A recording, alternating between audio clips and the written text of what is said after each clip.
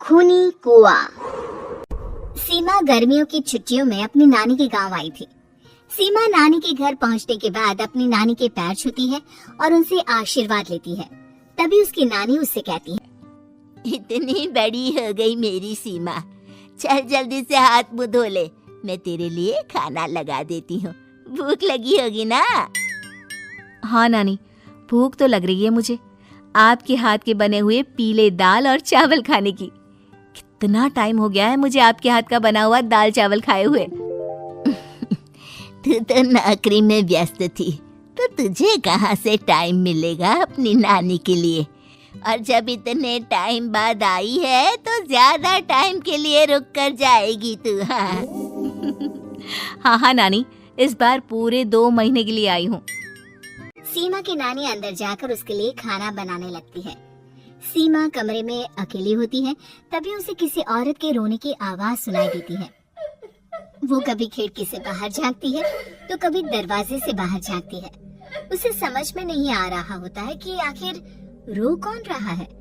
तभी नानी खाना लेकर आ जाती है।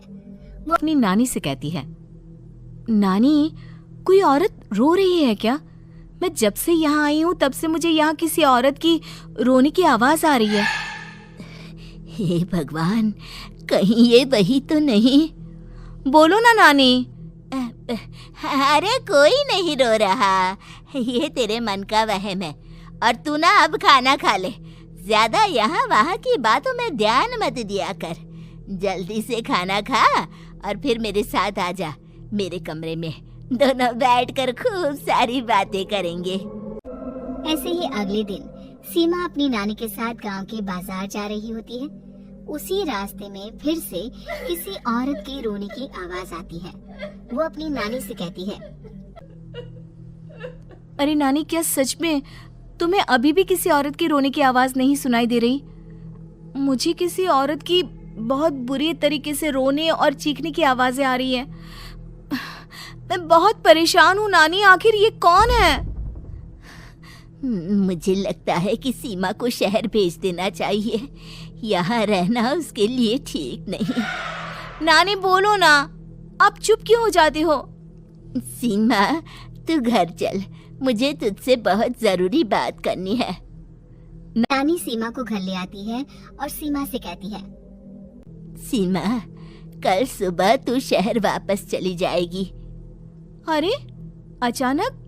आखिर क्या बात है नानी, आप मुझे ऐसे जाने को क्यों कह रही हो? मैं बस जो कह रही हूँ उस पर ध्यान दे। तू कल सुबह यहाँ से चली जाएगी, और ये बात मैं कोई मजाक में नहीं बोल रही। तू कल जाएगी तो मतलब जाएगी। अरे नानी, चली जाऊंगी मैं, ठीक है, पर आखिर बात क्या है ये तो बता दो। मम्मी से कोई बात हुई है या फिर मुझसे कोई गलती हुई है जो तुम मुझे अचानक से जाने के लिए बोल रही हो? देख सीमा, रात बहुत हो चुकी है और मुझे इस बारे में कोई बात नहीं करनी। चल, अब चल के मेरे साथ सो जा। सुबह की बस पकड़कर तुझे शहर भी तो जाना है। सीमा को अपनी नानी का ऐसा व्यवहार देखकर बहुत ही अजीब लगता है। उसे कुछ समझ में नहीं आ रहा होता है कि आखिर उसकी नानी उसे अचानक से गांव छोड़कर जाने के लिए क्यों कह रही है। ये सारी बातें सोचते सोचते सीमा की आंख लग जाती है और वो अपनी नानी के साथ सो जाती है। ऐसे ही आधी रात को सीमा को फिर से किसी औरत की रोने की आवाज सुनाई देती है। वो उस औरत की आवाज सुनकर बार बार करवटें बदल रही होती है और तभी उसे सपने में भी एक अजीब सी औरत की परछाई दिखाई देती है, जो इतना चीख चीख कर रो रही होती है कि सीमा डरकर उठ जाती है। वो पूरे पसीने पसीने हो रही होती है। वो अपने आसपास देखती है तो घर में बिल्कुल शांति का माहौल होता है। सीमा घबरा जाती है। वो अपनी नानी को जगाने की कोशिश करती है, मगर उसकी नानी नहीं जगती। सीमा को फिर से उस औरत की रोने की आवाज सुनाई देती है। आखिरकार सीमा अपने आप को रोक नहीं पाती और वो घर का दरवाजा खोलकर बाहर निकलती है। आखिर ये माजरा क्या है? आज तो मैं पता करके रहूंगी। अब आवाज का पीछा करते हुए सीमा आधी रात को गांव के चौपाल के पास बने कुएं के पास पहुंच जाती है, जहां कुएं के चारों ओर बेड़ियां लगी होती हैं। उन बेड़ियों में लगे हुए ताले के साथ एक लाल रंग का कपड़ा और माता रानी का कलावा बंधा होता है। उस कुएं में से सीमा को किसी के रोने की आवाज आती है। सीमा परेशान हो जाती है। इस कुएं में कौन है? कौन है यहाँ? सुनो, कौन है? कौन रो रहा है? वो चिल्ला चिल्ला कर पूछती है और साथ ही लोगों को जगाने की कोशिश करती है, मगर किसी को भी उसकी आवाज सुनाई नहीं देती।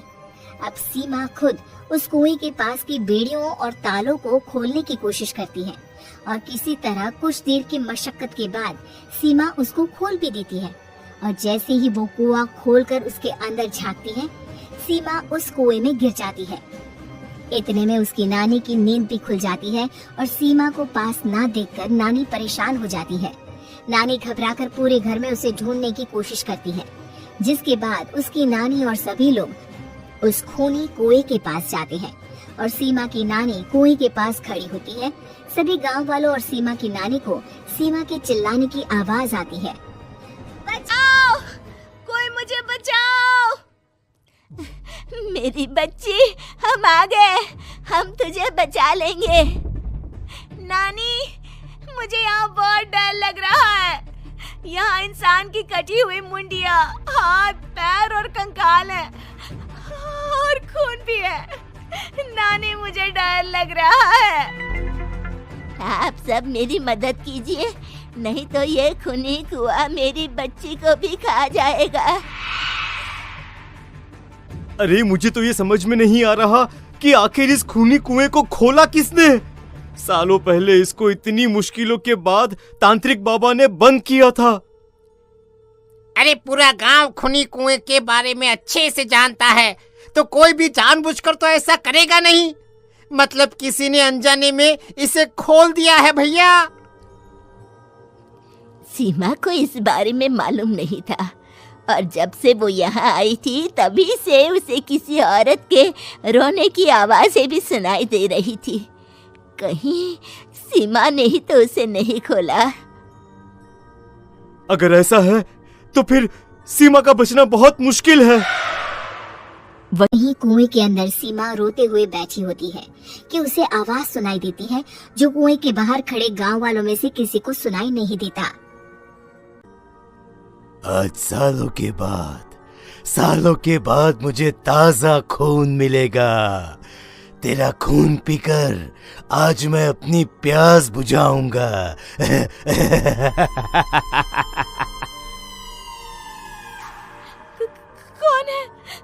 कौन है?